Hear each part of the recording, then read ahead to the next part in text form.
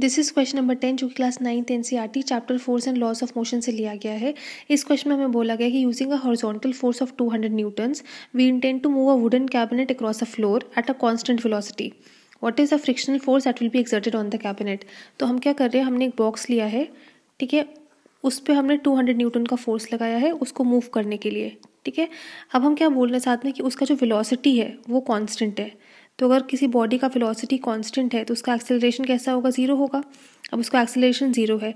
अब उसका अगर एक्सेलरेशन ज़ीरो है, हमने उसके ऊपर 200 न्यूटन का फोर्स लगाया है उसको मूव कराने के लिए, तो फ्रिक्शन कितना काम करेगा, फ्रिक्शन भी उसके ऑपोजिट डायरेक्शन में काम करेगा और कितना काम करेगा, 200 न्यूटन्स का ही। अब क्योंकि वो ऑपोजिट डायरेक्शन में काम करे तो हम क्या बोल सकते हैं कि फ्रिक्शनल फोर्स जो एक्ट हो रहा होगा हमारा वो क्या हो जाएगा, -200 न्यूटन्स। या तो 200 न्यूटन्स लिखे तो साथ में हमें लिखना पड़ेगा ऑपोजिट डायरेक्शन, तो उससे पता लग जाएगा कि हमारा जो साइन है वो माइनस है।